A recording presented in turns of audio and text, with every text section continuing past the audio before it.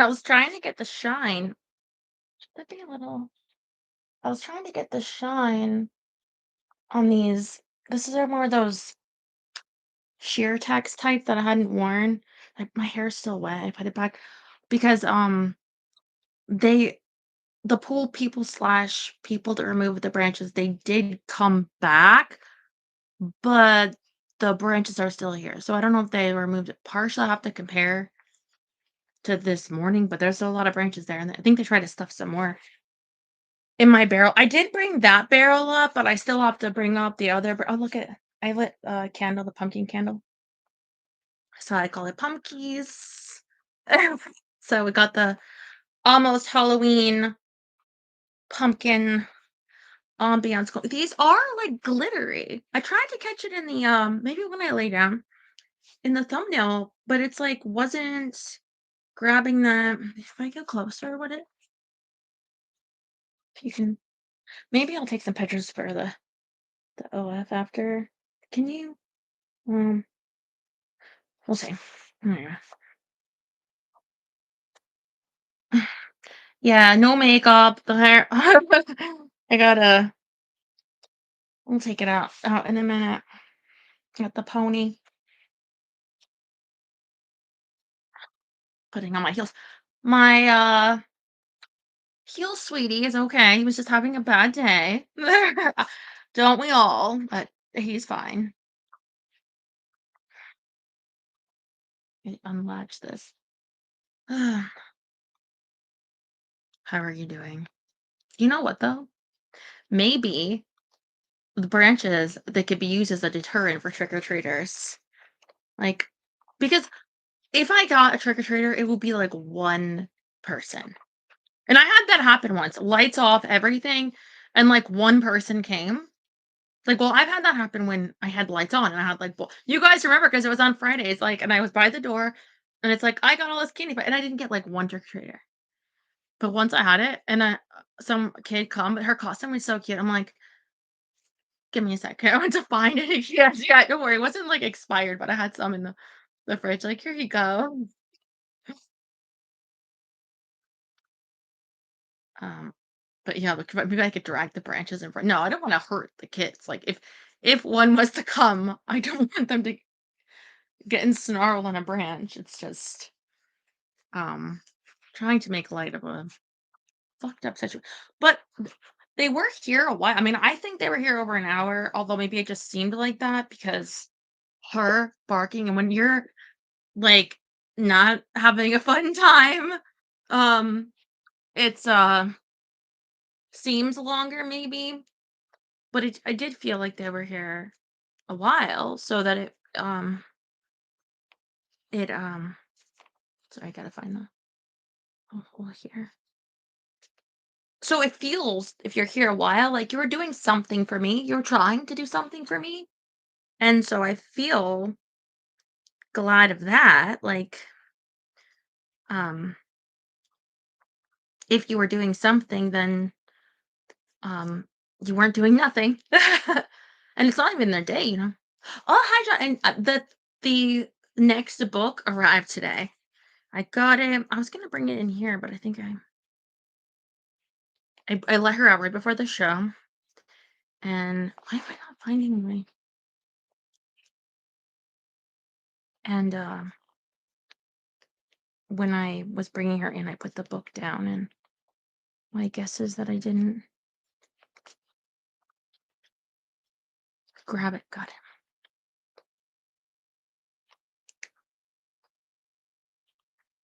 Hmm.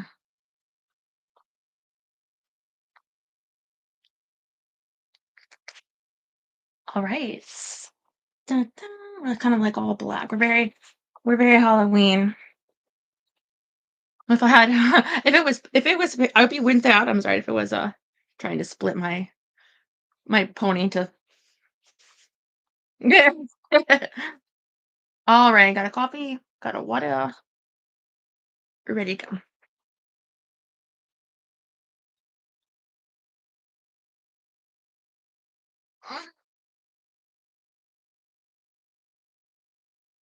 It's already smelling all pumpkiny.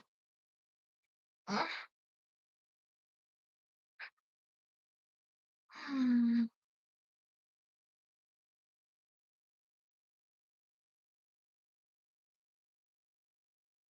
Hmm. Hmm.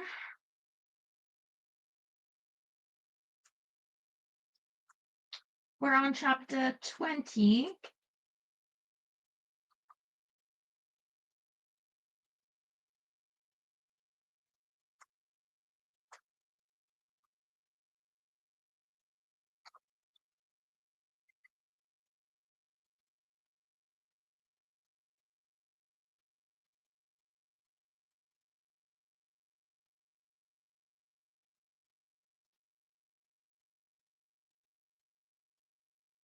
Okay. The lights were dimmed in the living room of the suite. Jim's blanket, oh, poor Jim, sat in forlorn emptiness next to a couch. The doors to Esteban and Pal's room were closed. The door, oh, hell no. Oh, no, there it is. I was like, where's my coffee? I left it up here by my candle. I'll go make another one if I had to. Mm. What if Drake was a robot? You have to think for the mind of a woman. Why would a woman want a robot? A robot isn't real. It can't love her. See, the men that want woman robots, it's like you don't know what you're missing. You'll never be know the love of a woman. And don't sell yourself so short. I don't know why they're not, if you're really gonna perv, why don't you go for like Bigfoot? You know what they say about men and feet. I mean, I don't care because I like micros. I wouldn't want Bigfoot. Okay. Mm, robots for them. Okay. The door to Drake's room, however, was enticingly open, golden light spilling out, drawing me to it like a moth. I entered and closed the door, frowning at the bed. It had been turned back, but it was empty of dragons. A little splash from the bathroom had me heading that way. I would think that a creature that spends so much of its time playing with fire would avoid water, I said as I entered the huge bathroom. It was done in black stone tile, the walls, floor, and countertops all glistening in ebony beauty. The usual appliances, sinks, toilet, bidet, and a glass block encased shower big enough for two, were present, but they were anything but utilitarian. Drake, who I was beginning to suspect was a true romantic at heart, had lit at least 2 dozen candles and scattered them around the bathroom. The light from them flickered and danced on the warm, moist air, their faint scent mingling with a familiar spicy smell. Dominating the bathroom was the large sunken bath with steps leading up to the edge that had intrigued me the first time I'd seen it. It could probably fit at least 10 people into it.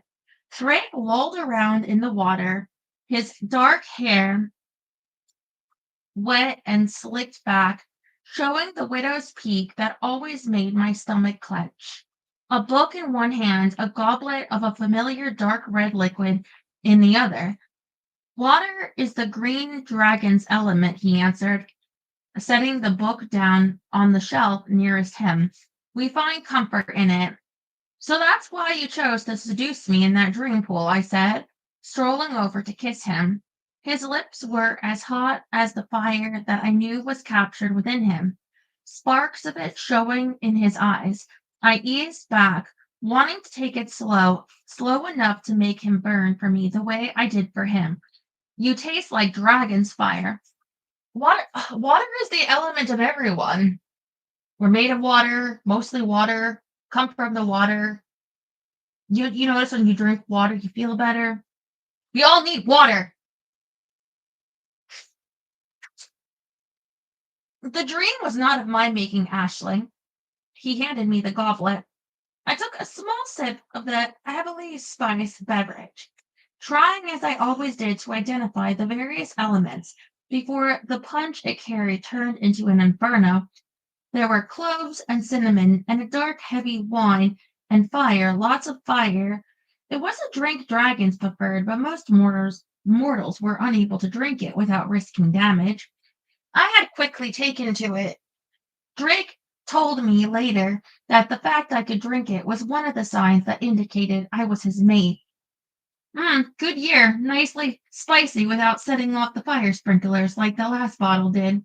He said nothing as I handed him back the glass, but I recognized the look in his eyes. My body did as well, immediately urging me to throw myself into his arms.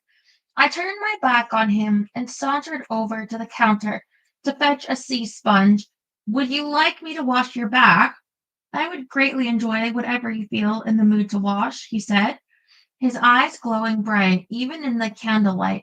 He set the glass down carefully, then draped both arms over the flat ledge around the perimeter of the tub, looking like some exotic, potent sultan waiting to be attended by a harem girl. The light and the emeralds glittering on my dress couldn't match the desire in his eyes. The very sight of him wet and naked immediately stirring dark, secret parts of my body. My I just feel like her image of him, it's like he's sitting he sounds like a fantasy like a soccer mom has of herself, like drinking wine in the bathtub with candles and bubbles, and it smells like of cinnamon, like pumpkin spice, and satin robes. Like he's so girly. Fine. I wouldn't want to get his lovely dress wet, or this lovely dress wet. Perhaps I had better take it off. Perhaps you had, he said. And I smiled over the roughness of his voice. With a great deal of wicked intent, I set down the sponge behind me with one hand to slowly pull down the zipper. Behind me, with one hand, Drake's gaze flickered between my face, my breast, and the reflection of flesh being exposed in the mirror as the zipper parted. The two thin, emerald encrusted straps that held up the bodice slipped down my shoulders as I gave a delicate shrug. Drake's eyes snapped back to my chest as the bodice gaped. You do the striptease for me. Well, I do have to take the dress off, I suppose, if you want to interpret such a mundane action as a striptease. I let my fingers trail across the curve of my breast before giving a little wiggle, the dress immediately sagging down to my waist. It is good. You will continue, he ordered, his voice thickening. He was sitting up straight in the tub now, his hands clenching the edge, his lips curved in a soft smile, the lines of his chest and arms hard and tense. I spread my fingers on either side of my rib cage, sliding them down to where my hips flared out. Two flicks of my fingers, and the dress pulled with a soft sigh at my feet. Drake made a choking noise, his gaze following the dress down to the floor before slowly sweeping upward, lingering for a few breathless moments on my thighs. The very naughty underwear made up of a couple of scraps of satin and a little lace, then up higher to where I was unhooking my black lace strapless bra.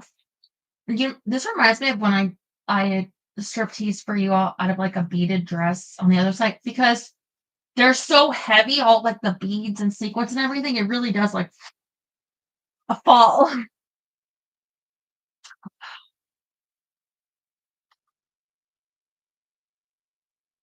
Kinsum, you are the most glorious creature to ever walk this earth, he said. As I dropped the bra, his gaze so heated my nipples tightened with just the nearest glance. And you are mine. Every inch of you is mine.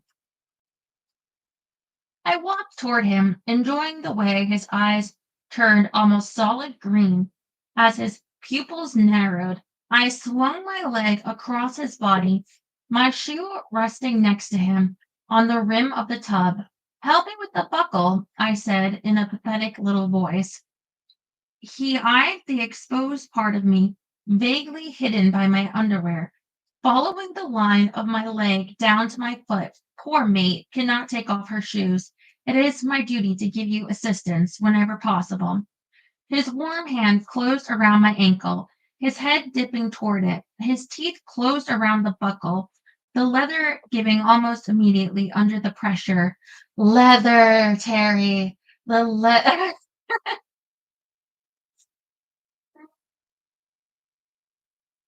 Then licked a path down the top of my foot to my toes. My knees almost gave way at the touch. He lifted his head and held out his hand. Your other foot? I placed my bare foot carefully next to him in the tub, the warm water lapping at my knee, just as sensually as in my dream. My other foot draped over his shoulder. His hand slid along my calf toward my thigh, trailing little paths of fire. His mouth closed on the top of my foot, his tongue swirling in a way that raised goosebumps up and down my body. He plucked the shoe off my foot, pulling me a little closer so he could flick his tongue on the spot behind my knee. And now I think we have no need for this. My leg slid down his arm as he put both hands on my underwear, literally ripping it right off me. The undies drifted softly to land next to a discarded shoe. You're absolutely right. We don't need them, I agreed, sinking to my knees, straddling his thighs, my back arching of its own accord to press my breast against him. His hands were everywhere, sliding up my thighs, fingers spreading to brush oil-slicked water up my rib cage, to where my breasts were aching and heavy with need. I leaned forward to kiss him, tasting his fire, tasting him, the two things merging as my tongue did a sensuous tango around his. His fingers found the hard little knots of pain on my breast, gently rolling, teasing, tormenting my nipples until I was overwhelmed with the need for him to fill me.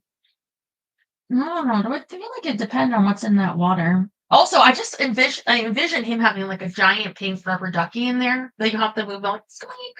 Mine is yellow, so. But I am a girl, so I do need bath toys. What can I say? Like actual toys. I don't have like I have dolls for the bath. Mermaids.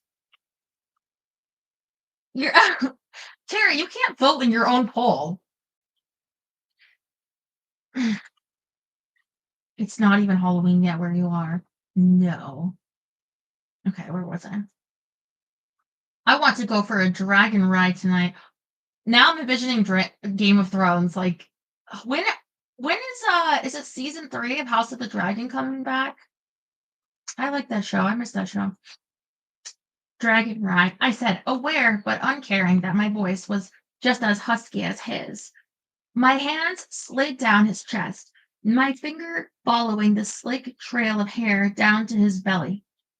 His chest heaved as I found him, hidden in water made inky by the black stone of the tub, a groan slipping from his lips as I stroked his length, fascinated by the feel of the softest velvet over a hardness that resembled the stone surrounding us. Ride me, mate, he said, on another groan, the tendons in his neck standing out as I nipped his neck. He slid forward a little as I sank downward, his fingers finding the very heart of my desire, opening me for his invasion. I let the tip of him enter, then sucked on his lower lip into my mouth as his hands moved up my back, around to my breast. Breathe fire for me again, Drake. I see, and then you don't even need a hot water tank for that, or pool heater. I said, a moment before dropping down on him. The slickness of my desire for him, combined with the oil and water, meant there was little friction to slow his penetration. A little scream of pleasure burbled in my throat as my body clasped him in an unforgiving embrace. Sharp pinpricks of fire touched my hips where Drake was holding me, urging me upward again. I resisted the need to move, savoring the feel of him deep inside me, touching parts of me that no one had ever touched before. His tongue twinned against mine as my body's demands became too much for me, and I moved on him, his hands and mouth and every touch of his flesh urging me on faster. Flames licked around our joined bodies, but I paid them no heed.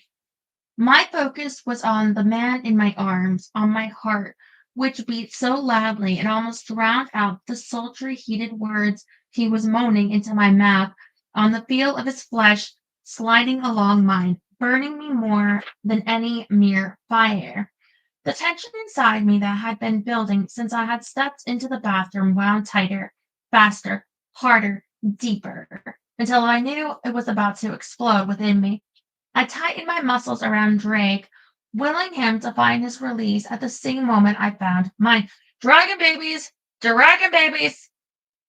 He yelled something, his body jerking beneath me, his hips thrusting up as I moved down. I arched backward, the orgasm sweeping me up before it, the flames of our passion racing through me to Drake. His body erupted into mine, his shout of exultation joining mine as we burned brighter than the brightest sun. I didn't notice the flames until I managed to peel myself off where I had collapsed against him, my heart beating a wild tattoo, my lungs struggling to bring much needed oxygen into my body, while the sound, his harsh breathing in my ear as he did the same, was strangely comforting.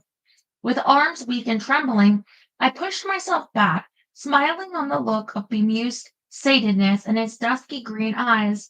A flicker at the perimeter of my sight had me looking around us in surprise. Wow, you lit the water on fire. And see, this is why I'm glad Jim wasn't there, because they could have lit poor Jim on fire. I could hear his doggy cries in the background.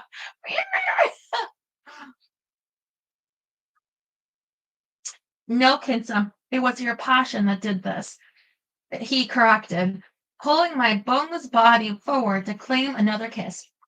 One of these days, I really was going to have to learn how to control his fire.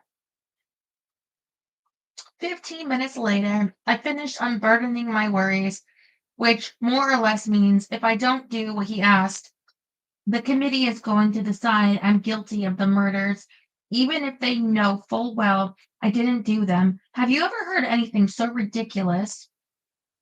No, I pushed myself back from where I was draped across Drake's chest. We were in bed, my legs having been so useless that he had to carry me there, but I've long maintained that a little He-Man attitude is good now and again, especially when it comes to carrying women to bed. What do you mean? No, no, I couldn't possibly have been responsible for summoning the incubus that killed the two guardians. Or no, you've never in your life heard anything so stupid. No, it is not a ridiculous idea. His eyes were closed, his voice sleepy, his hands making lazy, drowsy circles on my behind. You're asleep. You don't know what you're saying. His eyes opened. My fingers curled into his chest hair, tugging on it. You have to be sleeping because if you were awake, you'd see how crazy the whole situation is. He gently untangled my fingers, smoothing them out until my hand lay flat on his chest. I know you do not wish to admit to the fact, mate, but you do have the power to summon various beings, incubi included. I stretched across him and pulled the amulet from where it lay with my talisman. I had to remove the latter whenever I made love with Drake because the smell of the gold distracted him. This is what summoned them, as you well know. He shook his head, his eyes closing again, framed as it was by the whiteness of the pillow. The dark line of his jaw, shadowed with a faint beard, stood out harshly. The amulet focuses your power, Kinsum, but it does not heighten it. I slithered off him and slid both the amulet and my talisman over my head. I hate to disillusion you, but the only time men throw themselves at my feet, figuratively or literally, is when I'm wearing this amulet. Everyone is wrong. I can't be summoning incubi without even knowing it. Drake murmured something sleepily. I looked down at his handsome, hard face with fondness. Poor guy. He'd had a hard day. He might not have been abandoned on the top of a bridge and left to fend for himself, but I knew from a brief chat with Pal that Fiat was doing his best to break the negotiations, and Drake was left within the unenviable role of peacemaker. I pressed a gentle kiss to his lips, which curled in a little smile as his arm snaked around to pull me against him. I turned off the light, sinking down into his warmth. Despite my own strenuous day and the lack of sleep, I was wide awake. I mulled over everything Monish had told me about the two women's deaths, thinking over Nara's comments, spending a little time worrying about Jim, praying it wouldn't be so rummy from the treatment that it spoke without knowing it, and finally wondering how on earth I was going to overcome the stigma of being once again a murder suspect, which I needed to do in order to find a mentor. I made a few mental notes of things to do the following day. Drake had requested my attendance at an afternoon meeting. There was Jim to get in the morning, the amulet to deliver to Georgi, and oh yes, the little matter of that dreaded murder investigation. I mean, I don't think it's going to be her that summoned them. I'm thinking, like, okay, what if they consensually died of over sex? And I don't know. No, because I don't think the book series would want you to like be like, oh, she accidentally killed a couple of women. Oh no. Um. So I think it's got to be. I'm thinking Hank. I'm still thinking Hank. I don't know. Sorry, Hank. Mm.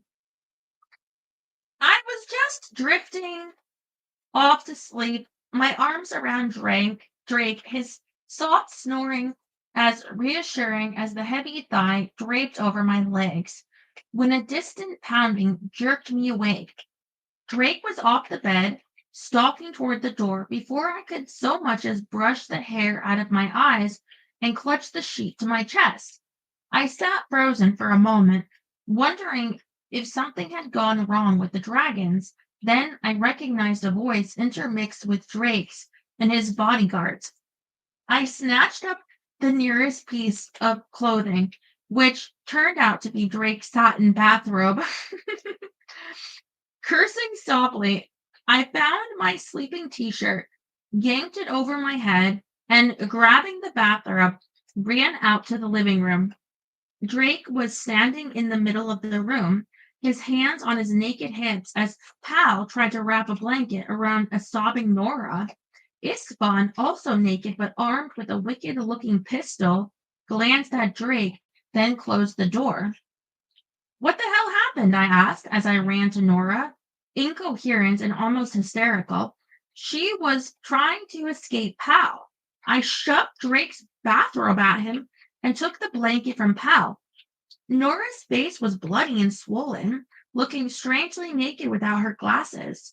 Tears streaked her cheeks while her body was racked by gut-wrenching sobs. I wrapped the blanket around her, aware of the scratches and bite marks visible on her neck and the upper part of her breast. She was wearing a simple cotton nightgown, one side of which looked like it had been shredded by a wild animal. Oh, thank you, Jerry. Yes, Wednesday. I should do the Wednesday dance. Gotta like tap around. You can be my lurch. It's okay, Nora. It's just me, I said, my arms around her as I looked over her shoulder at Drake.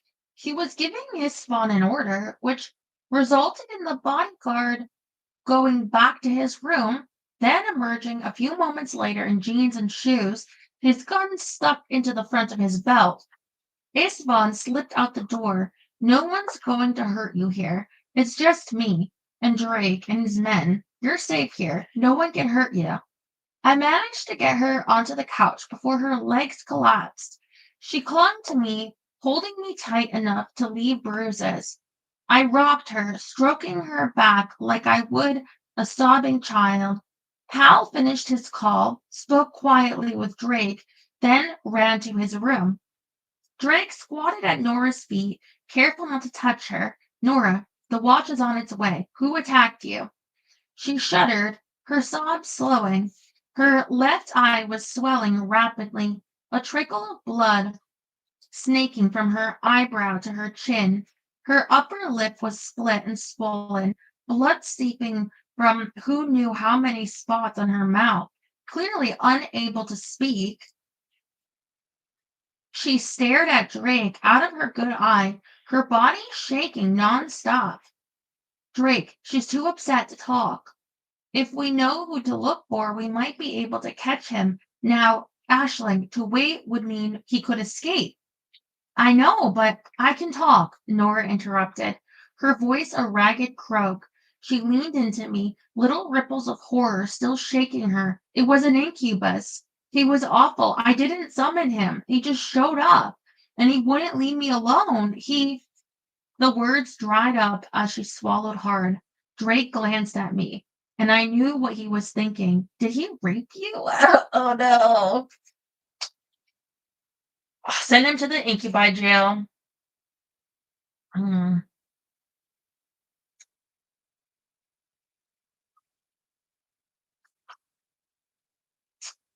Ugh. What's a hen party? I cringed on Nora's behalf at Drake's blunt question, knowing that there was no nice way to ask such a horrible question. No, not in the sense you mean, she said at last, her voice as shaky as the rest of her. He assaulted me and struck me several times, and I believe would have raped me, but I fought him. He beat me, but I would not let him rape me. I broke his nose. He left me after that. I didn't know where to go, where I could be safe, somewhere I could go that he couldn't return and find me. But I thought of you, and she broke down again, clutching the blanket to her face as she sobbed into it. You did the right thing, I said, soothingly, taking the cold washcloth and bowl of ice that Pal brought. Drake went to answer the abrupt knock at the door. It was very smart of you to break his nose, and you don't have to worry. No incubus would dare step a smoky toe in here, not with 3 dragons and one really pissed off wyvern's mate. She tried to smile, but her mouth was too swollen.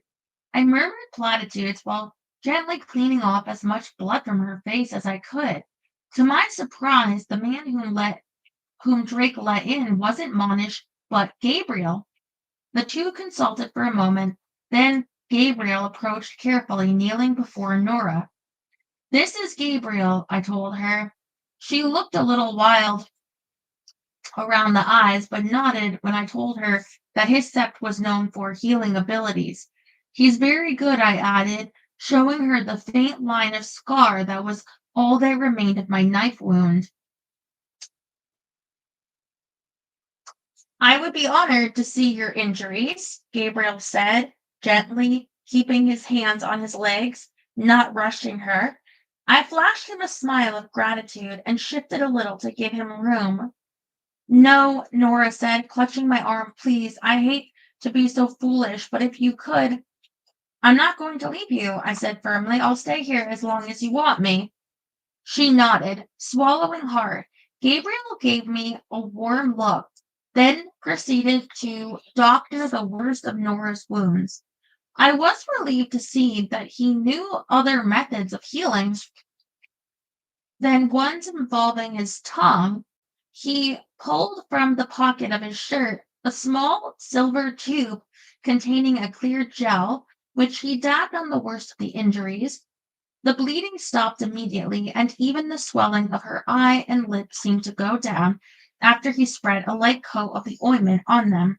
Nora tolerated his attentions without a sound until he peeled back the blanket to look at her blood-soaked nightgown.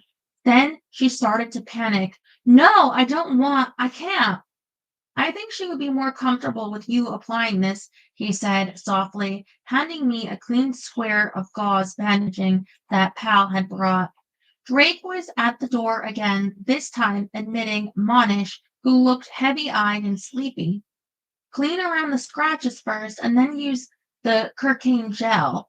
I did as he ordered gently, dabbing the long, vicious scratches on her chest and breast, concealing her as best I could from the men. Ispan returned from his mysterious mission, joining the cluster of Monish and the dragons. What exactly is Kirkane gel? I asked Gabriel quietly, dabbing it onto a long scratch on Nora's arm. It looked as if the man who attacked her had clawed whatever part he could reach.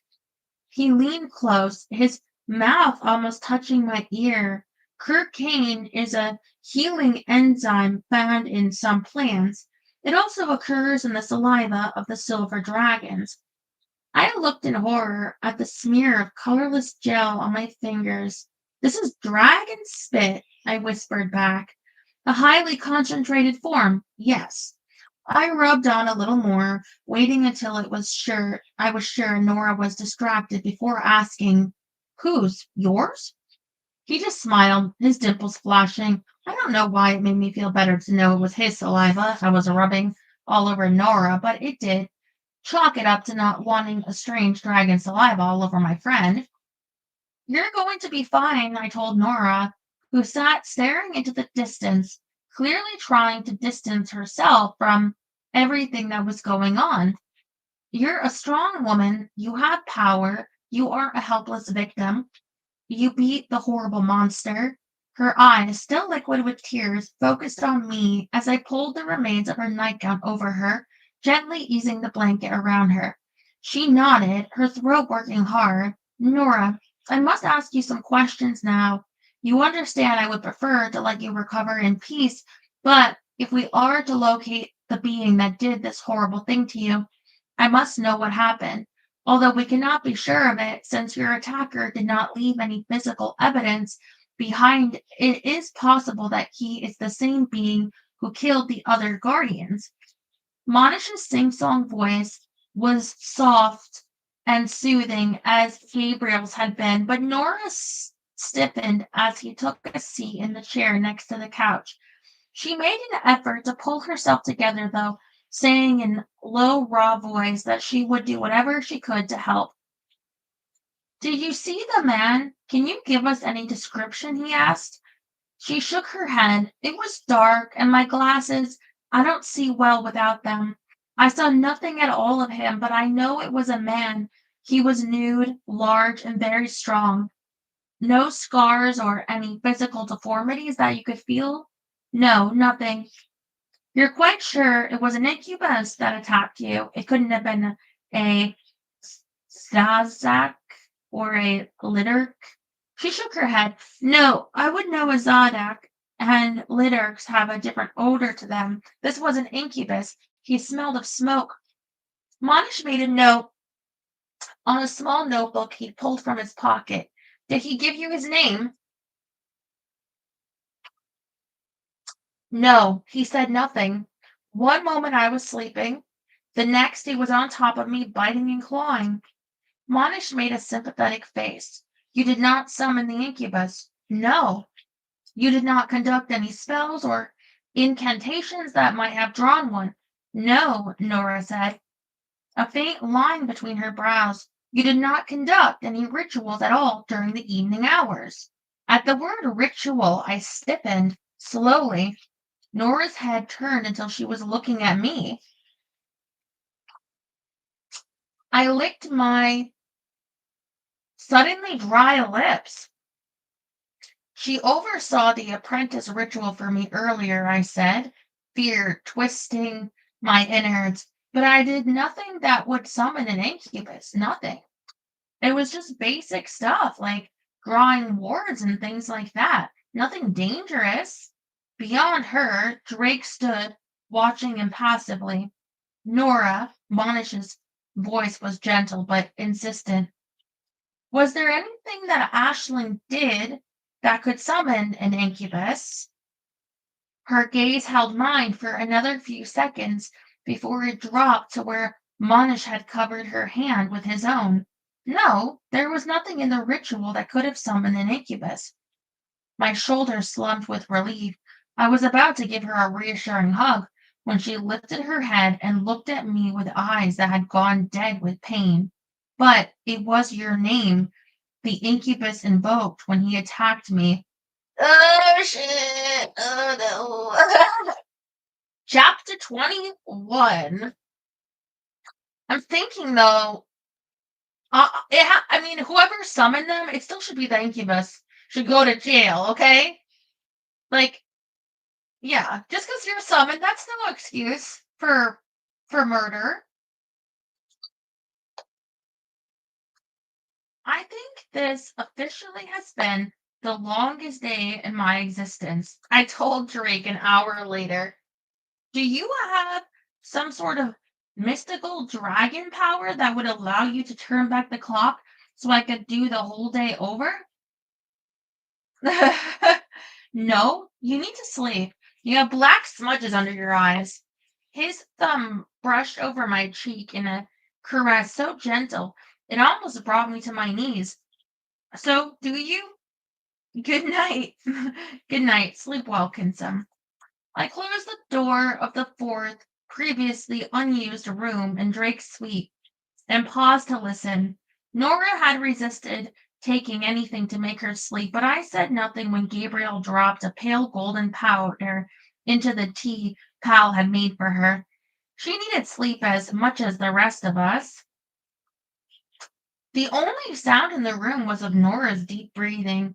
I crept along the edge of her bed to roll away the hotel staff had hastily brought up at Drake's demand, using the moonlight to avoid banging my toes or shins into the few pieces of furniture that were scattered around the room.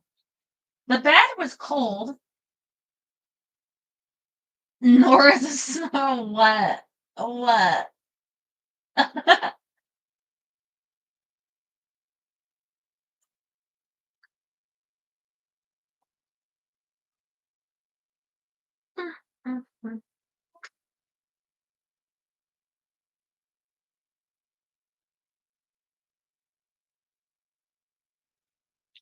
Moving on here.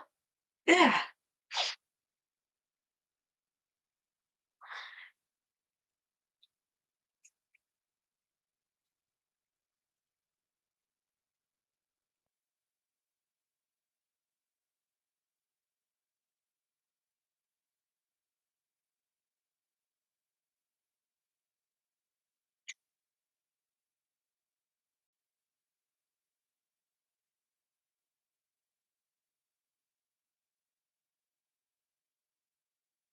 The bed was cold and lumpy. I turned on my side to find a comfortable position, mentally grumbling to myself that Drake's bed was never cold or uncomfortable. Mhm. Immediately riddled with guilt for thinking churlish thoughts. It wasn't Nora's fault she had been attacked, and since she was quite sure the incubus had snarled my name at her before he beat her up, it was the least I could do to stay with her through the night. I fell asleep, fingering the amulet, trying to work out the connection between it and the attacks. There had to be one. It had to be acting as a beacon or something, causing me to unconsciously summon a vile, lust riddled incubus. Oh, thank you, Rob. I don't have any idea what that is. My first thought is like, it's a princess, but it's very tiny on my screen, okay? You see this microscopic doll on my screen, it's hard to tell. Again, magnifying glass. Batman the Dark Avenger is one of his farmer. Farmer, I was close. Okay. Thank you. Mm. Mm.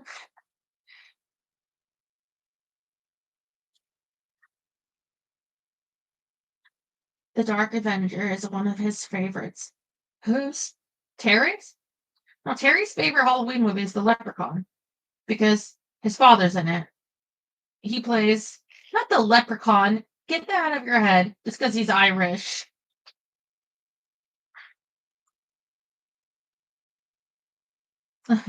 Yeah. Where was I?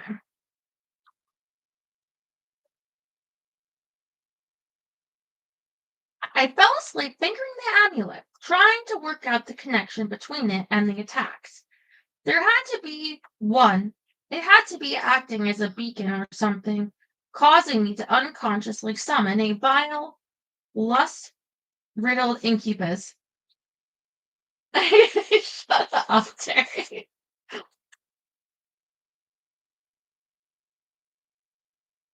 Mm. Mm.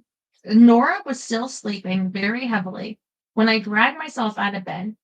I mumbled a good morning to Pal, who looked less than his usual perky self, and I was a bit surprised when Istvan, who had been scarfing down breakfast, leaped up to open the doors to Drake's room. What gives? I asked, too tired and sleep muzzled to phrase the question in politer tones. He looked surprised, is proper. I frowned up at him.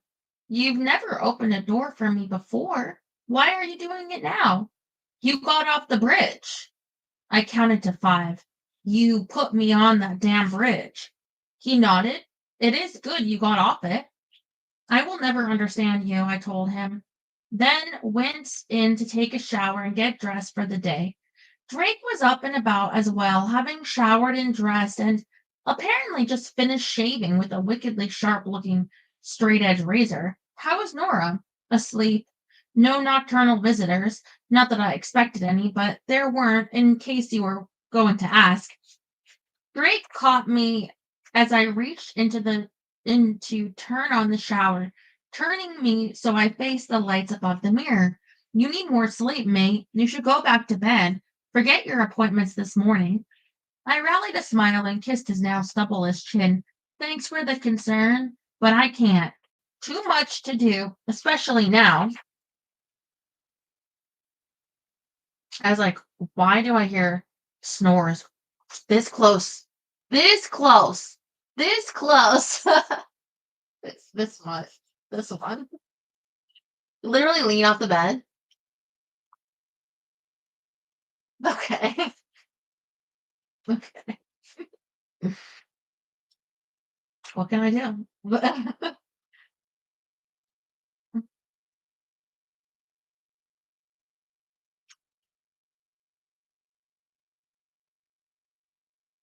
His brows pulled together as his fingers slid along the chain to the amulet. I do not like you wearing this.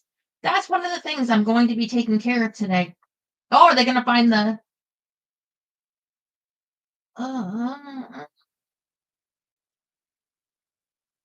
the recluse? Is that? What time did you say the afternoon gig is? His fingers caressed my lips for a moment. Gig? You speak English, and yet sometimes I have difficulty understanding you. 4 o'clock. Gotcha. Good luck with Fia and the others. News of the attack on Nora had evidently gotten out. The people I saw in the hallways and conference rooms were quiet and subdued, many of them watching me, some covertly from the corners of their eyes. others openly. I avoided the buffet setup, grabbing only a cup of coffee and a muffin, scanning the ballroom for the face I wanted to see. I found him in the corner in a consultation with a white-haired, middle-aged man in a colorful red suit. Good morning, Monish. I set my coffee and muffin at his table, smiling at the third occupant. I hope you get some sleep. Ah, Ashling, I was speaking to Dr. Kostich about you. This is Ashling Gray, sir. This man bowing over my head in an old-fashioned way, Monish Blackishmanen, has informed me of the happenings earlier this morning. He assures me that he has the matter well in hand and that there will be no further attacks on any women.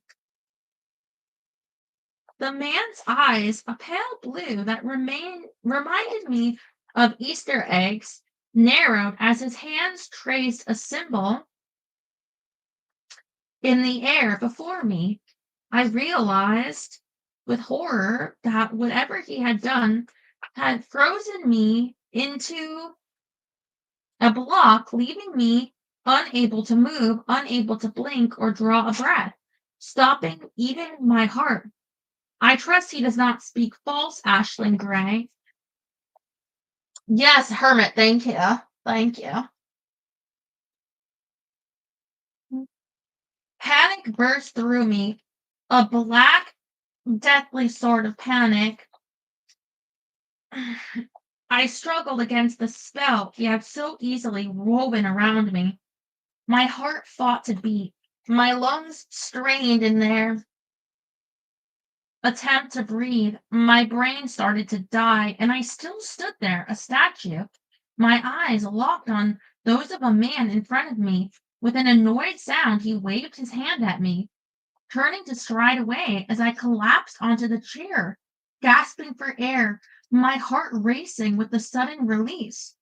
Who the heck was that? I asked between gasps, watching the man as he moved through the ballroom.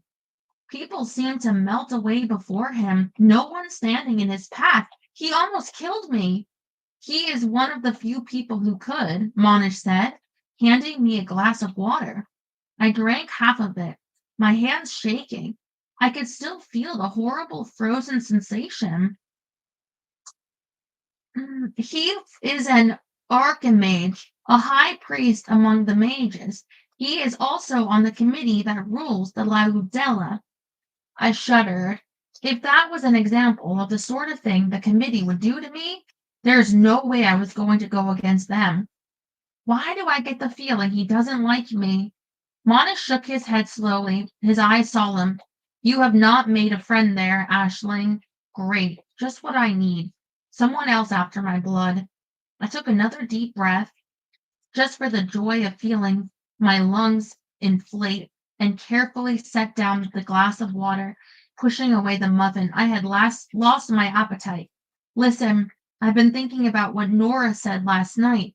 There's no way I could summon an incubus and not know it. There just isn't. I think someone's using me as a red herring to pull our attention away from what's really important. And what would that be? Monish's frown matched my own. I don't know. That's the problem. But there has to be something that will connect the two women who died. And now Nora, they were all guardians. Maybe they went to school together, or had the same mentor, or had something else in common. Monish sighed. I have looked deep into the past of both women who died, Ashling. There was no connection. They did not know each other. They were from different areas of the world. I will question Nora today, but when I spoke to her before, she did not mention knowing them.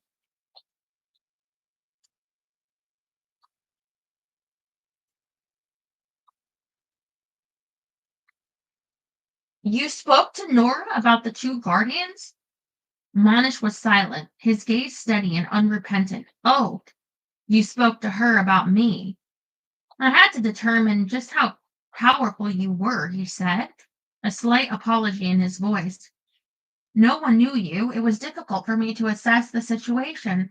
I had to take Nora into my confidence. She was most helpful. She's a nice woman. I'm sure she was.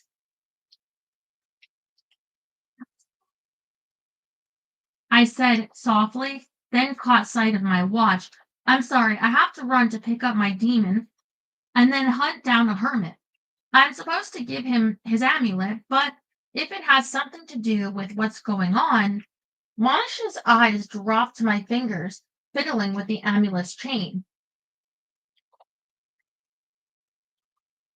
I am not convinced that it does, but perhaps the owner would allow you to keep it for another day or two.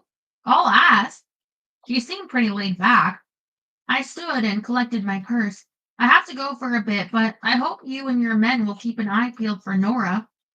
Drake promised to leave one of his bodyguards behind until she wakes up, but I'd feel better knowing someone was watching out for her. He nodded and stood as well, offering me his hand to shake. It will be done. Thanks, I'll be back as soon as I can to try to figure out what's going on.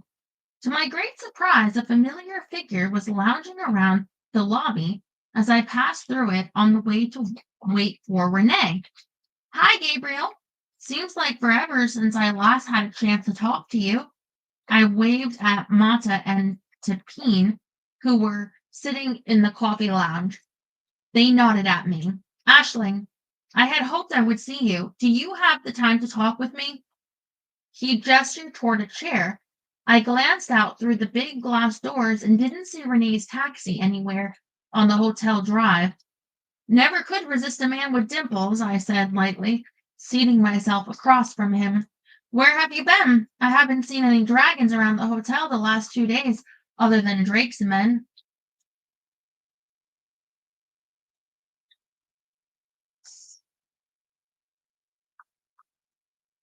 The negotiations have been delayed for a few days while tempers cool. I have been in Germany seeking enlightenment. I understand Fiat flew home to Paris, but he is expected back. Chuan Ren has remained in residence. I haven't seen her, but I've been kind of busy. I'm sorry to hear that the negotiations aren't going too well. I hate to think it was because of me that things are stalemated. You? Gabriel asked, crossing one elegant leg over the other, his dimples blaring away like mad. I couldn't help but smile in return, despite being fully aware that he was purposely turning on the charm. Why do you think you are the cause of the problems in the where? That depends. What's a where? A wicked sparkle danced in his silver eyes. It means a gathering of dragons. Ah, in that case, the answer to your question can be summed up in a couple of words. Chuan Ren. I expected him to laugh or smile or, at the very least, shake his head and reassure me that nothing so absurd was happening, but instead his dimples disappeared. Uh, aren't you going to tell me that I'm imagining things? I finally asked, squirming in my seat or over exaggerating my importance to the summit. You are important to the summit, he said, his brows pulling down slightly. And I would tell you what you want to hear if it was true, but I do not think you would appreciate a mate who lies to you. I don't, and he doesn't, I answered, wondering what Gabriel was up to. As for being so important, I'm just a wyvern's mate. I don't see how that could make or break the negotiations. I know Chuan Ren doesn't like me, but surely that's not going to hold things up. He avoided my question to ask one of his own, a dragon trait I'd found. Drake has told you of the role a mate plays in where politics. Yes, I answered, uncomfortable with the feeling that perhaps Drake hadn't told me everything. Gabriel's hands rested on his leg, his long fingers toying with the dark fabric of his pants. At my words, his hand twitched slightly. Then you have the answer to your question.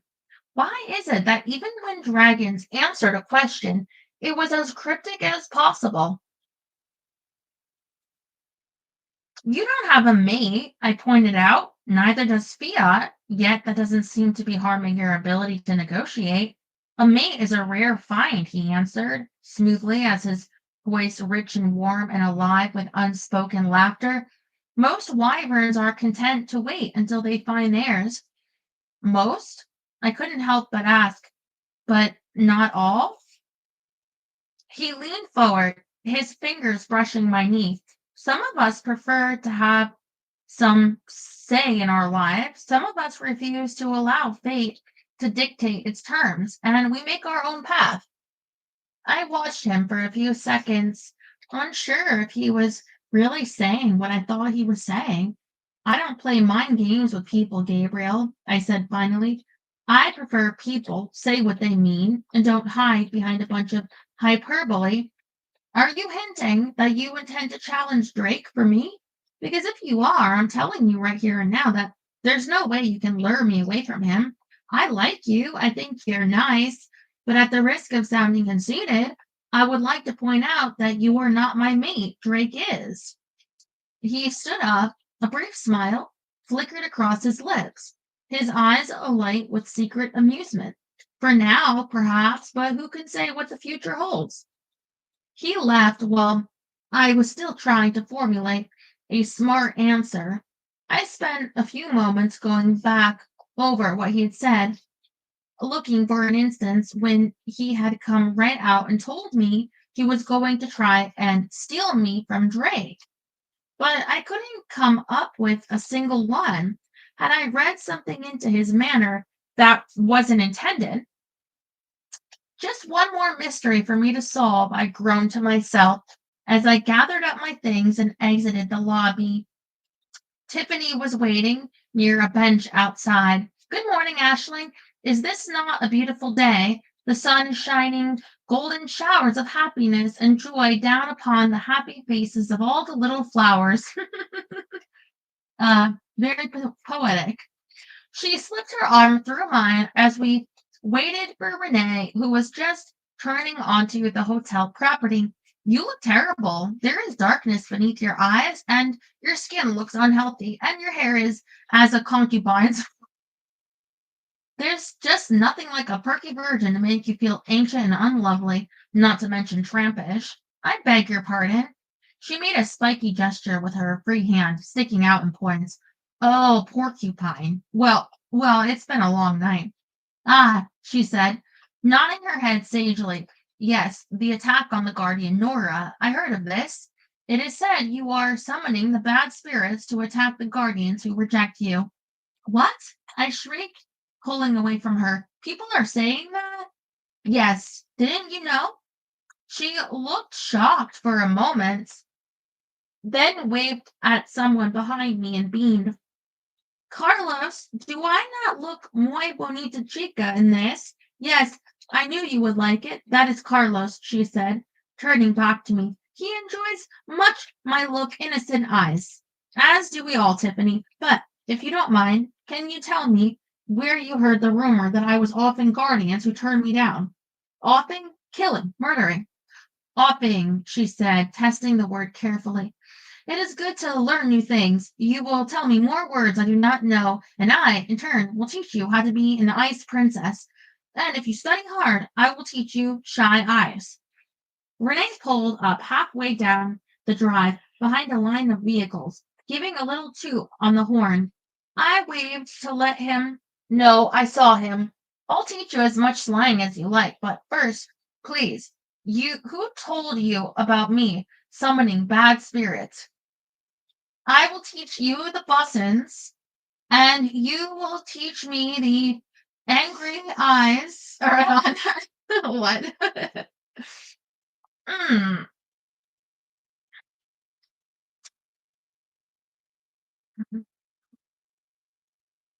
Ask your mom.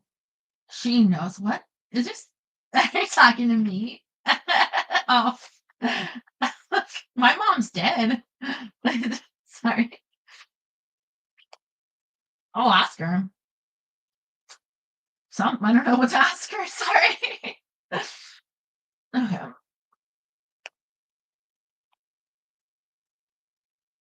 Her head tipped to the side as she considered me. You have sad eyes. You should smile more and share it with people's. It will make you happier. I counted to 10, I really did, but I wasn't any less frustrated by the time I got there. I spoke through clenched teeth, enunciating each word carefully. Who told you I was killing guardians? That woman with the silent husband. Silent? You mean Hank the Oracle? She nodded. Marva Bell. I should have known.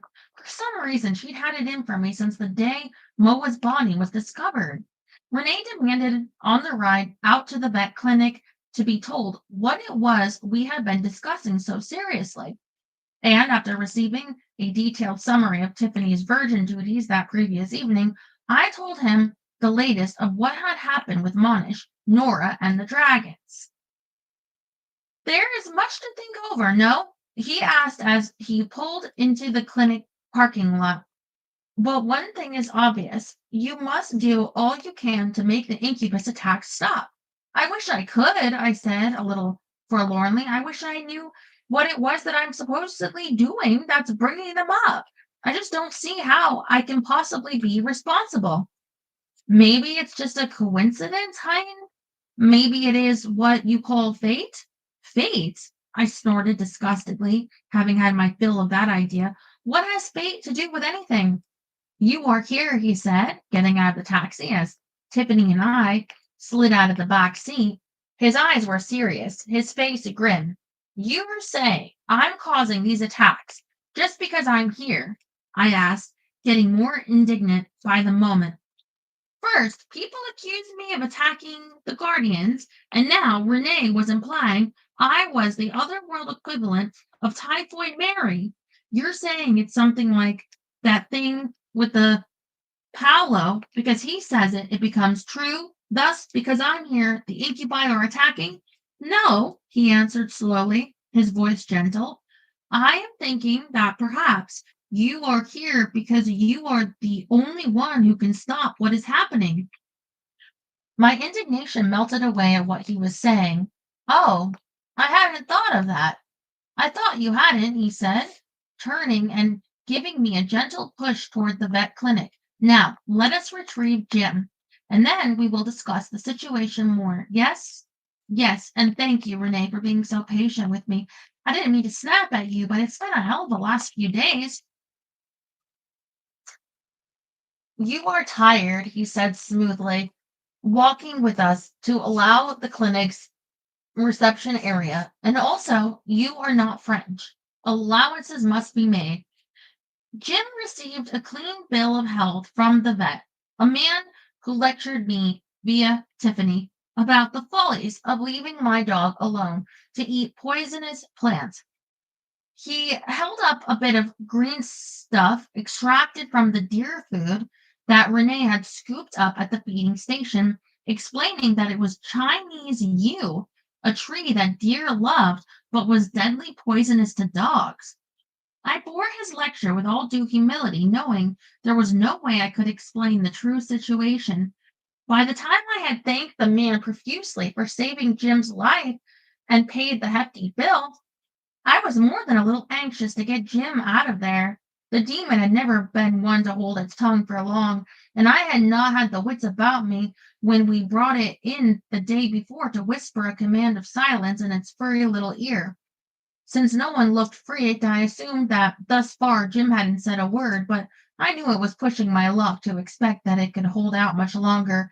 And I really didn't want to have to explain why my dog not only randomly ate deer food, but also swore like a sailor and was prone to risque jokes. There was only so much a girl could deal with at any one time. Chapter 22. Yes, Jim is back in the game.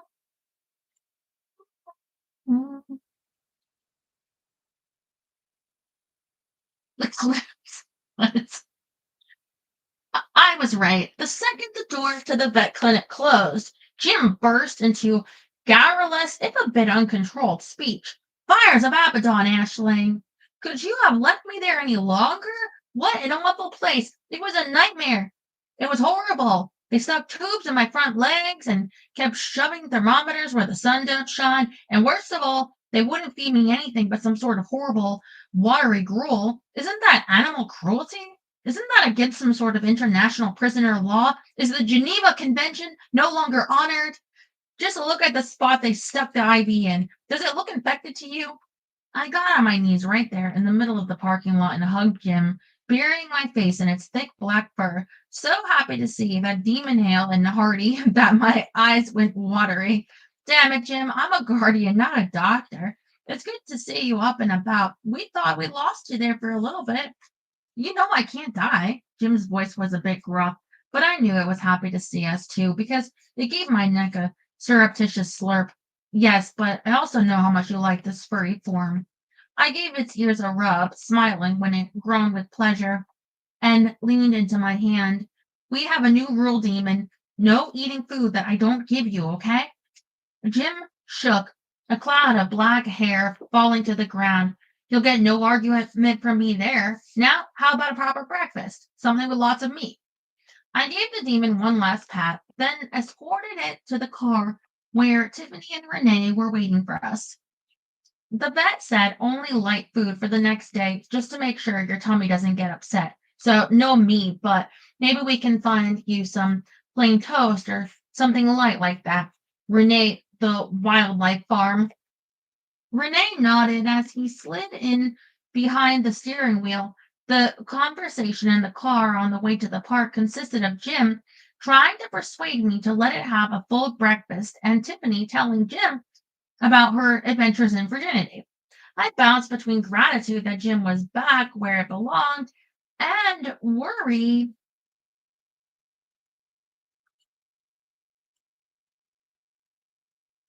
about what on earth could be going on with the incubus attacks and how I was supposed to figure it all out. Not to mention stop it. By the time we arrived at the wildlife park, Jim had picked up enough from Tiffany to give me a hard time. So, I go away on an overnighter and you try to kill a couple of innocent guardians? One innocent guardian, and I didn't try to kill her. Succinctly, I outlined the facts as we walked to the entrance of the park. You, of all people, should know that I didn't summon any of the incubi. Jim said, but it gave me an odd look. Well, she did summon that one incubi on the bridge. Tiffany practiced her smile on the few people milling around the entrance, waiting for the gates to open. I hope Georgi will be in a better mood this morning. I hope he will not frown at me and say unpleasant things again. It is not good for the purity of your soul to say unpleasant things. Not even the blood of an exquisite virgin such as myself can cleanse that. When did he have time to say anything unpleasant to you? I asked, confused. You were only with him for a few seconds before we ran off to rescue Jim. Wasn't soon enough, Jim muttered darkly. No, not then, later. Tiffany pulled a small mirror from her purse and examined herself critically before smiling at her reflection. Last night, when he came to the hotel to throw himself at my feet and beg me to let him make much love to me. Do you think I look more like a princess with my hair up or down? I only just stopped myself from goggling at her. What? Last night? When did Georgi meet you last night? Where did he meet you?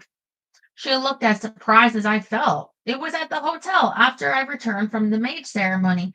He was in my room waiting for me. He said many things about how incredible my smile was and how it lit up his heart inside and how he would devote himself to me and see to it that I had everything I desired if only I would give myself to him.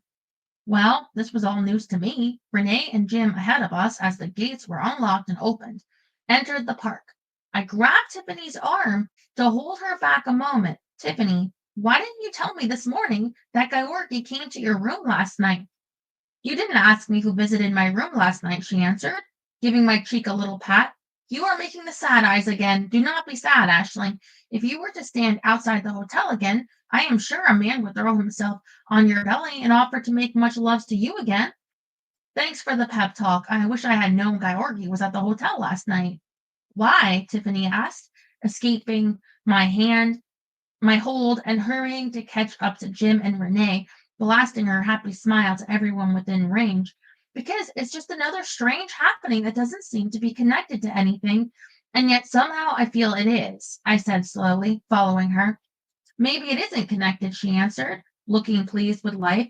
And why shouldn't she be? She was successful at her job, had men fawning at her feet, and had the whitest, brightest smile in human existence. Maybe it just is. Jim and Renee set off for the path that led to the area where I had found Georgi. Tiffany and I followed behind at a slightly slower pace. Me so I could think, and Tiffany so she could pause occasionally and do the smile share thing. A coincidence, you mean? I shook my head. No, the things that have happened are just too unlikely to be a coincidence. That is not what I meant. Perhaps the things that have happened are meant to make you think they are connected with each other, but in reality they aren't. Oh, look, baby ducks. I would so love to have a baby duck. Look, the one at the end is smiling at me. Tiffany hurried off to coo over a clutch of ducklings in the children's petting area, while I stood thunderstruck as I considered what she had said. Ashley, is something the matter? Renee and Jim hoved into view as I thought fast and furious. Wrong? No, I don't think so. Maybe. Jim rolled its eyes. Well, I see you're in as fine form as ever. Yes, no, maybe. Boy, this place gives me the hinky. Any place that allows dogs in and keeps poisoning stuff at mouth level is too creepy for me. How far is it to the hermit dude? You were supposed to be on a leash. I glanced back. Jim had stopped at the head of the path, looking around nervously. My heart went out to the poor demon. I suppose if I'd almost died at a place, I'd feel a little weird about coming back to it, too. Would you be happier if you and Renee waited here while I find Georgi? There are benches over there by the petting zoo. Relief was clearly visible in the demon's eyes. The car is better. The car is comfortable. The bench looks hard. Well, if you're sure. It was off before I could say anything else, racing back through the entrance toward Renee's cousin's taxi. Do you mind? I asked Renee. I don't think Jim needs supervising, but it would probably feel better to have you there. It is not a problem. We will wait for you in the car. I gave him a little hug. Thanks, Renee. You're a peach. None. Peaches give me the red splotches. I am an apple. A big, shiny one. I'll be back as soon as I find my hermit. If I'm not back in 20 minutes or so, send Tiffany for me. Needn't have bothered with the warning. I wasn't 300 yards down the trail before a familiar man burst out of a stand of beech trees, heading straight for me. Guardian, where is Tiffany? Where did you leave her? You didn't leave her at the entrance where all the rangers are. They are iniquitous. She's too innocent, too pure for them. Whoa, wait a sec. I caught the edge of Georgi's shirt as he barreled around me. The path had curved enough that he couldn't see the clearing at the main entrance, but he clearly was intent on not even stopping to pick up his amulet before he went hunting for Tiffany. That thought had me wrinkling my brow as his momentum caused me to spin around. How did you know that Tiffany came with us? He froze for a second. Then he grinned, his hand closing over mine, still clutching his shirt. She is a friend of yours, is she not? She told me last night what had happened to your dog. I am sorry it was sick, but it is better now, yes? Yes, my dog is better, I said, biting the inside of my cheek. Something was raising the hairs on the back of my neck, but I couldn't figure out what it was. Georgi looked just the same as he had the day before, pleasant, clean, and innocuous, if a little anxious. It was obvious he'd just come from his morning ablutions and breakfast. His hair was partially wet. There was a smidge of drying soap or shaving cream behind his left ear, and the scent of bacon and campfire clung to his shirt. And yes, Tiffany is my friend, and she's here petting the ducklings. He relaxed, actually sighing in relief. There are only women at the small animal petting area. Yeah, you do know that Tiffany is celibate, right? She mentioned that.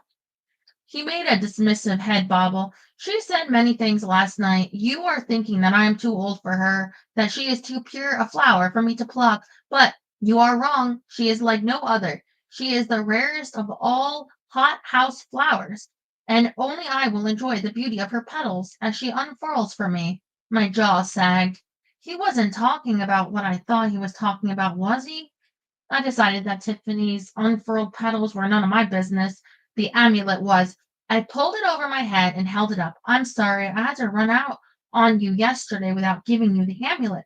But as Tiffany told you, it was a bit of an emergency. I wondered if I could ask you a few questions about it. Keep it, he said, trying to tug his shirt from my hands. I clung even tighter, knowing full well that if I let go, he'd be off and run into the petting zoo. What? Keep it. I have no need for it now. Why don't we check on Tiffany? She might wish to see around the rest of the park. I could show her my cavern. She would like it. She would appreciate all the sights of nature. I'm sure she would, but about the M, he wrestled his shirt from my grip, backing away from me quickly. It is yours. I absolve you of your charge to deliver it. Let us find Tiffany. He haired off without even waiting for me to finish my sentence. Well, hell, I said, slipping the horrible thing over my head again. Now what am I supposed to do? Go back to the hotel, apparently. Georgi was unhappy when Tiffany opted to return with us rather than staying at the park and allowing him to show her around. But I have many things to show you, many flowers and sweet animals and birds in the trees, he protested, almost on his knees, begging. I tried to give them a little privacy, but Tiffany was absolutely indifferent to Georgi's obvious infatuation with her. The flowers and birds and sweet animals will be here another day, she told him firmly. I must go with Ashley. She is paying me. I will share my smile with many people, but perhaps later, if you promise not to say the things to me that you said last night, I will share it with you too. Get it in your head. She's a lesbian. Sorry. With that put down, she left, scattering sunshine hither and yon as she headed for the main gate. Georgi groaned, such a pathetic, love-struck groan that I felt sorry for him. She is a goddess. No, beyond a goddess. What is beyond a goddess? A virgin? I suggested. Yes, she is a virgin. The purest of the pure. There is no other like her. She must be mine. I gave him half a smile, not at all comfortable with the possessive light in his eyes. You may have a bit of a fight there. Tiffany is awfully set on her course of celibacy. You might say it's her business. Look, I know you've got other things on your mind right now, what with trying to woo Tiffany, but I can't keep your amulet. It's way too expensive, and besides, it's just weird. Weird? He asked, moving to the edge of the waist-high brick wall that marked the boundary of the petting zoo. Beyond, through the big black wrought iron gates, Tiffany was strolling through the parking lot toward Renee's car. His shoulders sagged. How is it weird? It is a Venus amulet created by Marsilio Ficino, inscribed with both the third and the fifth pentacles of Venus. The Ficino who served the Medicis, the man who wrote the De Triplici Vita, the three books on life. Yes, that Ficino. The amulet was created by his hands, but I have no need for it now, not now that I have found her. He looked with longing out the gate to the parking lot. I paid him little mind, too busy eyeing the amulet, turning it in the bright sunlight until I found, so faintly etched they were almost invisible, two circles topped with tiny pentagram, scribed with spells along the perimeter and invocations inside. The pentacles of Venus, as described and drawn in an ancient grimoire known as the Key of Solomon the King. I'd seen them before in one of my translations of the Key of Solomon, but never had I held an object bearing the marks. One pentacle would be enough for a strong love charm, but for an amulet to be scribed with both, no wonder it rendered me nigh unto irresistible to mortal men. I frowned at a rogue thought, looking at Georgi. Why hadn't he been overcome with passion for me? I've been wearing the amulet both times and yet he hadn't blinked twice at me. I slipped it on over my head, holding it in my hand. Well, Georgi, I'd better be going. I leaned close to him, invading his personal space. He nodded, his eyes still on Tiffany as she got into Renee's car. It's been a pleasure meeting you. If you don't mind me borrowing the amulet for another day or so, I'd like to keep it. I'll return it to you later, of course. He flashed me a look that was mostly distraction. Yes, that's fine. You keep it. I have no use for it now that I have found the one who shall save me. I pursed my lips, blowing a little breath on his cheek. He shifted his weight away from me. I can't do that, but I will gladly borrow it. Say, I have a thought. Why don't you come with us back to the hotel? There are some lovely gardens there, as you probably know. Maybe we can take a little stroll through them, just you and I, and you could tell me about the sweet birds and plants and stuff. No, no, it is forbidden. Huh? He turned and gave me another friendly smile. It is forbidden to the order of hermits to which I belong that we should dally in regions not assigned to us.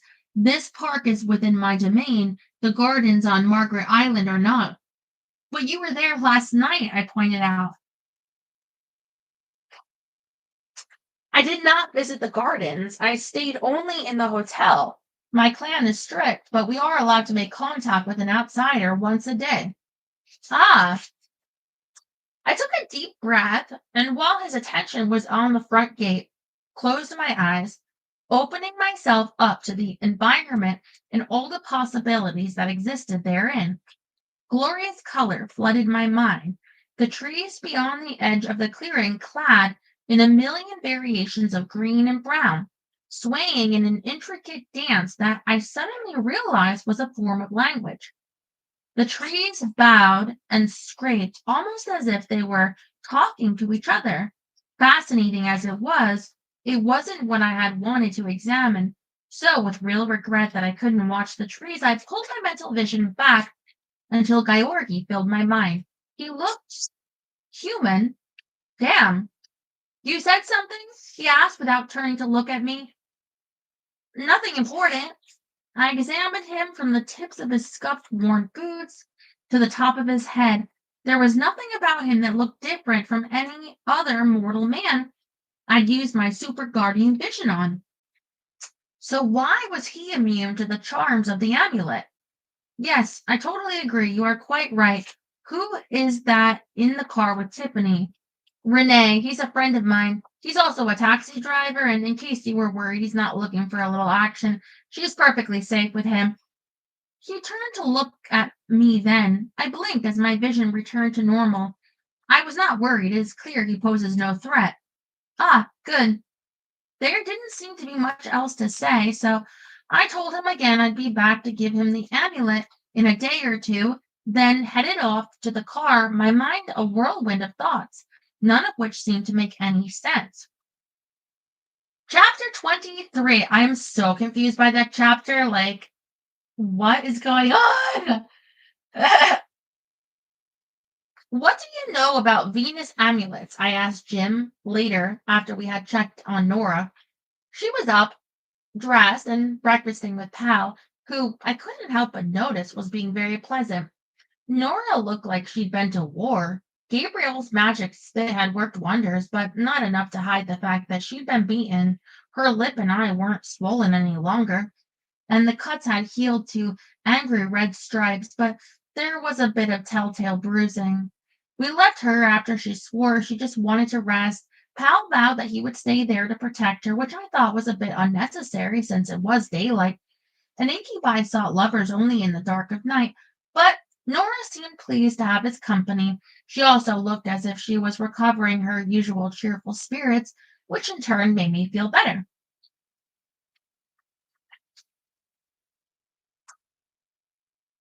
They're amulets, supposedly created in Venus's name, supposedly to make the wearer irresistible to men. Is that what you've got there? Yup, Georgi says it contains both the third and the fifth pentacles of Venus. Jim whistled. No wonder guys have been falling all over you. Is it enough to summon incubi without my knowing? I asked as we stepped off the elevator. heading for the side of the hotel where the dog park was located. Well, Shia, unless you deliberately summoned those ones who showed up in your bed before you and Drake shacked up together. No, not that. Could it be powerful enough to bring forth incubi, but not to my bed? Kind of. I made a vague gesture as we went out into the sunny morning. Free range incubi.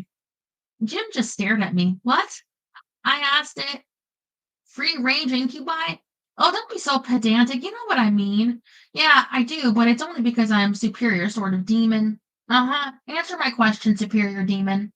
I can't. Jim stopped to smell a beautiful bronze rose, its back leg lifting automatically. Use it and lose it, I warned. Jim huffed and marched over to a small shrub. And I gave you a direct order, Buster. You have to answer it. I can't. And by that, I mean I cannot answer the question. Not because I don't want to, but because I don't know the answer. I don't know the extent of your powers, Ashley. For all I know, you could be some sort of walking, turbocharged guardian who can pull beings in without a conscious thought. I'm only your servant. I have no way of knowing what you can and can't do until I see you do it. Oh, I said, kicking a tuft of grass as I strolled down the groomed lawn toward the trees where I'd been ambushed my first night in Budapest. Who? Thank you. I don't mind if I do. I shook its leash at it. No, you won't. I don't have a bag. And besides, you had a potty stop earlier. Come on. If you're done watering everything, I have places to go, ghosts to see. The nun ghosts? I thought you'd written them off. Jim shambled along behind me as I cut through the cool shade created by a crescent of trees, emerging on the other side to blink in the sunlight. I made a promise, and damn it, I always keep my promises most of the time, when I can. Which way is the convent? North.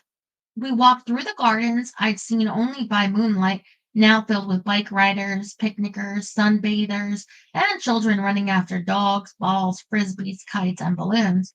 Jim stopped to beg for an ice cream cone, but I refused, mindful of the diet the vet had given me. I made a mental note to come back when I could admire the water lilies in the Japanese garden and gorgeous roses in the rose garden and the shady bowers of the English garden. By the time we reached the northeast side of the island, where the St. Margaret's Dominican nunnery lay in picturesque ruins, I was so relaxed and filled with the beauty of the island that I had almost forgotten what we were doing there. Almost. Jim, go stare at that couple. Uh, Jim looked over where a young man and woman were evidently checking each other's tonsils with a thoroughness that would do an ear, nose, and throat specialist proud. Sure, can I drool too? You always drool. Just go make them uncomfortable so they leave us alone here. I looked around the stone ruins, finally finding a partially standing stone and mortar arch at the rear that looked like a good spot to commune with ghosts. The lovebirds toddled off after Jim sat unmoving, staring at them while long ropes of saliva dribbled from its flues. I sat on a shady patch of grass, cleared my mind, and opened the door in it to everything that might be. The nuns were there waiting for me. Hi, I said, trying to look confident and in control as if I talk with spirits all the time. I'm glad to see you're so prompt. I don't have a lot of time, so if you could be as brief as possible about what it is you want me to do for you, I'd really appreciate it. Jim flopped down next to me in the shade, panting just a little. Oh, way to go, Ash. Rush the poor dead nuns. Sorry, ladies. Go ahead and tell me what you want. The first nun, the one closest to me, shimmered and looked agitated, I think. It was hard to tell under all that medieval cowling. Her mouth opened, but she didn't speak. Not exactly. A dim, breathy, rushing sort of noise came out of her mouth, almost like a wind heard at the end of a tunnel, riding the top of a noise so faint it was almost impossible to hear. Words formed. Thread of crime, the first nun said. The second wafted forward, her image as translucent as the first. Her hand stretched toward me, entreating me to understand. Evil in design. Huh. I said, goosebumps rising on my back and arms. The ghosts didn't have an evil feel about them, nothing that made me feel sick like some demons did, but it was still very creepy to be sitting in the middle of a haunted convent ruin, listening to ghostly howls. Okay, you want me to solve a crime? Get in line. Oops, sorry. Didn't mean to be flip. Did someone kill you? Cord go round, nun number one said, her image flickering in an ethereal breeze. Cord, you were strangled? Soul be bound, the second one intoned. Her voice soft, the words spoken on a half moan. Right, your souls are bound here. I understand. Were you both strangled or just one of you? Call elements fourfold, the first one said, her image fading until there was just barest faint impression of her. Okay, I can do that, I think, I said in what I hoped was a reassuring voice, totally at a loss. They were strangled nuns, but they wanted me to call the elements. That was usually done only in conjunction with a being of the dark powers. Demons and the like, maybe ghosts were part of the dark world, and no one had bothered to tell me. By the fifth, the spirit you hold, the second nun said. Then she too faded into near nothingness. You want me to call a spirit? I asked, hoping they would clarify the situation without any further rhymes. You want me to call a demon to wreak vengeance on the person who strangled you? The nuns disappeared completely. Hey, well, crap, that was supposed to be. What was that supposed to be? Jim, what do you. The first nun appeared suddenly, her white face pushed into mine, her dark, tormented eyes, enough to make my soul weep. Cast your spell, bind him well, bright as fire glow, deep as water flow. Before I could blink, she was gone. Now that was truly freaky, I said, rubbing my arms and blinking as I opened my eyes up to the normal world. Despite the heat of the day, I was chilled, little shivers of cold making my skin tighter. What is it about ghosts that they all have to speak in rhyme? Jim shrugged. Revenge, mostly. I got up, walked over to a beam of sunlight, and sat on a broken bit of stone wall, still shivering even as I soaked up the heat of the sun-warmed stone. What are you talking about? Revenge. The dead often get a bit testy about things, mostly the fact that they're dead and you're not. If you had to hang around a place for a couple hundred years trying to pass along a bit of information or ask for help or offer advice, but no one listened to you, you get cranky too. That's why most spirits speak in rhyme. It's their revenge to make you work in order to understand them. Lovely. Like I don't have enough to do without trying to decode ghostly messages to find some 400-year-old strangler? I don't think they were asking for your help, Ash, Jim said, snapping at a bee that buzzed past. No? I leaned back against the wall to consider what the nuns had said. Threat of crime, evil in design. Cord go round, soul be bound. Call elements fourfold. By the fifth, the spirit you hold.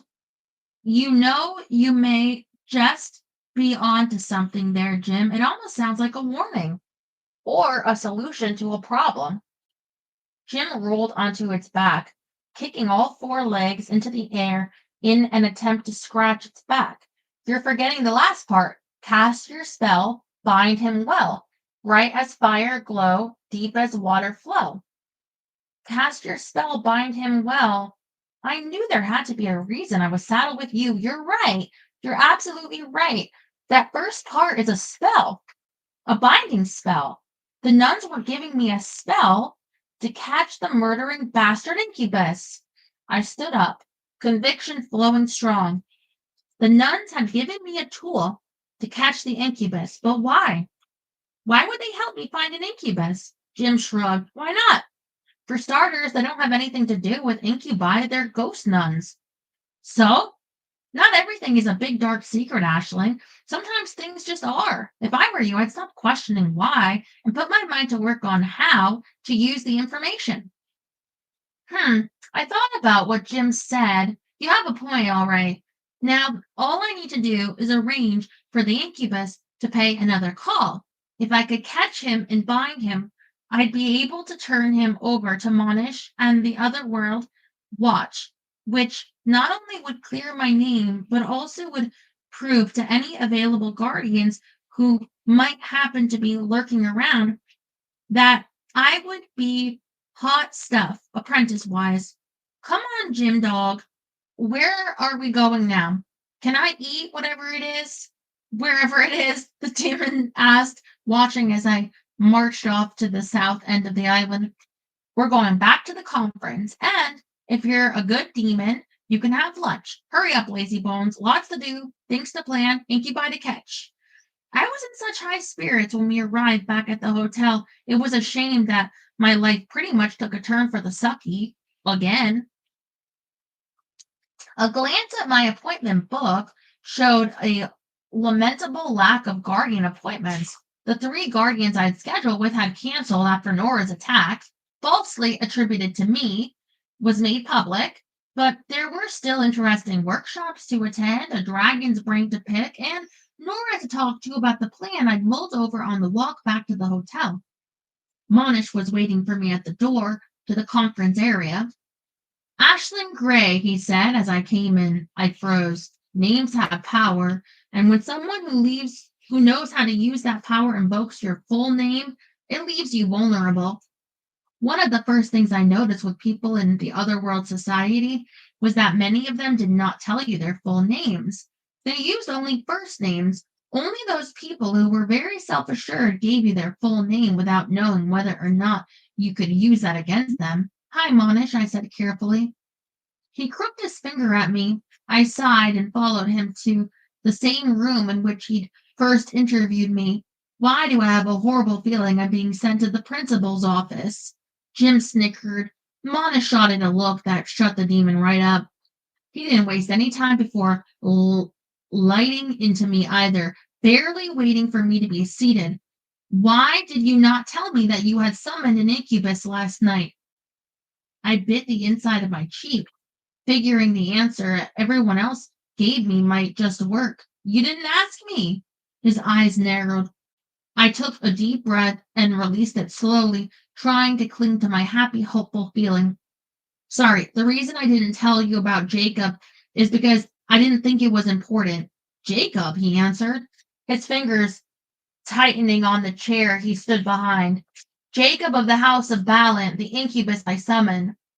For a moment, I thought Monish's lovely brown eyes were going to pop right out of his head and roll across the table to me. You know the incubus you summoned? Well, yeah, at least I didn't know it was going to be him who came when I summoned him, an incubus, but it turned out to be Jacob, which was good because I don't think any of the others would have been nearly as gullible or helpful. Monish turned into a statue, I swear, a statue that breathed in and out, but still a statue. The others? Yeah, the others, the ones that visited me before Jacob. He was one of the last ones before Drake put an end to the stop here and ravish Ashling sign that was evidently above my bed. How many incubi did you summon before the wyvern stopped them? Monish sounded like he was having a hard time speaking. I didn't summon them. The second the words left my mouth, I saw what I had done. Reaffirm my potential guilt in the eyes of the committee.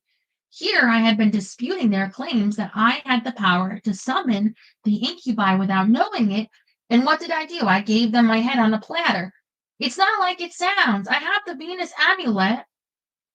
That made things worse. His eyebrow shot up to the top of his forehead as he eyed the chain visible against my throat. The amulet you wear is a Venus amulet. One inscribed with 2 pentacles of Venus, Jim said. I turned on my demon, not that I hadn't done enough damage, but Jim was supposed to be my servant. It wasn't supposed to suggest someone get a nice rope since there was a tree so handy. Oh, thank you very much. Do you want them to kill me? Don't exaggerate. They couldn't kill you. Well, the committee probably could, but they'd have a war with Drake on their hands if they did. So the most they do is maim you. You are not helping, I said through my teeth. Monish released the chair, walking stiffly around the table to face me. I rose from my chair, backing up a couple of steps. Ashlyn Gray, he started to say. Wait, I interrupted, holding my hands up. Don't say it. Look, I know you're about to say something bad, something I don't want you to say. But you gotta listen to me. Yes, I have the Venus amulet. Yes, incubi were summoned to me without my knowledge, but they were summoned to me, not to anyone else. I don't know why the one that attacked Nora said my name, but I wasn't even wearing the amulet last night, so I couldn't have summoned it. Besides, I wasn't asleep, and the other times I summoned the incubi, I'd been asleep or deep in meditation. I think there's something going on, something I don't quite understand, but I swear to you, it's not me. I swear, Monish, I swear on my own soul, I'm not doing this. He just looked at me, clearly weighing my plea, just as clearly as he dismissed it, his mouth opening to speak again. No! I shrieked, jumping forward to clamp my hand over his mouth. His eyes got huge at that, but I didn't have time to regret such a bold action. You have to give me time. I have a plan at least.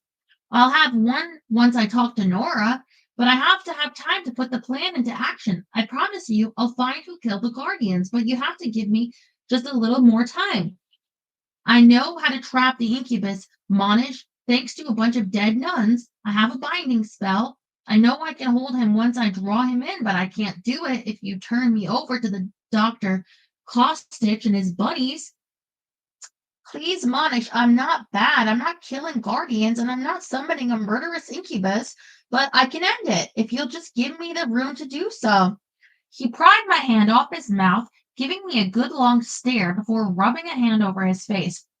I must be mad to even consider allowing you freedom in the face of such overwhelming evidence, but I have consulted the high spirits about you. They counsel patience. Bless the high spirits and thank you. You won't regret your trust in me. His eyes grew hard. You had best to make sure I will not. You have until midnight tonight, Ashley. I did some calculations in my head, sorting out what I need to do, whom I needed to talk to, and said 2 days, 48 hours. He shook his head. 24. That is as much leniency as I can give you. And for that, I will have to spend hours convincing the committee I have not lost my reasoning. I swallow back my fear. Tomorrow night. Give me until tomorrow night, midnight. Please, Monish, I won't fail you, I swear. He opened his mouth, then closed it again, turning to open the door. It is your own destruction that you hold in the balance, Ashley. Be sure that you remember that. You have until tomorrow evening. I won't let you down, and thank you. I called after him as he left the room, then collapsed on the chair behind me. You have a plan? Jim said, coming around to face me. I used a drool bib to wipe its slobbery lips. Yep, I have a plan. It hinges on me being able to pull a rabbit out of a hat, so to speak, but all in all, I think it will work. Jim shook its shaggy head. We are so doomed. That is the end of chapter 23. We'll pick it up on chapter 24 tomorrow.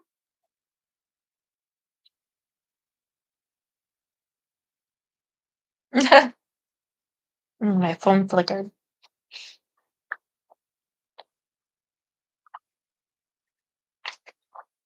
Yeah, tomorrow, Thursday. Okay, let me shoot. All right. So, Rob has wrote me and let me know he has his surgery tomorrow. Arthur, pray for Rob. Hip surgery. Yeah. So I don't think he'll be on the show tomorrow night. I don't know how long it takes. But I'm sure you will catch up when you can because we'll hopefully find out some of what is happening with the book tomorrow. I mean, I'd like to say also with my damn lawn. And these pool people. It's just so glittery. I really should take a picture. Yeah, I'm gonna do a little to show you on the other side because it's super glittery.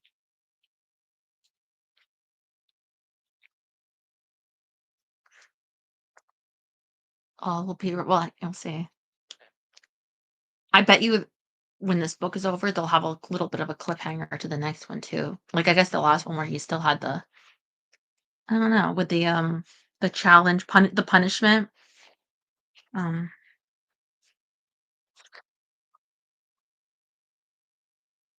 so we'll see, but yeah, there's a lot to still be resolved. I wonder what the hell's going on with that guy Orgy. Like, why the hell is he not to the amulet? Yeah. I always say when I look at myself naked in the morning, you are literally Venus. I need a Venus amulet to match, right? All right. I love you. Sleep well. I see you tomorrow.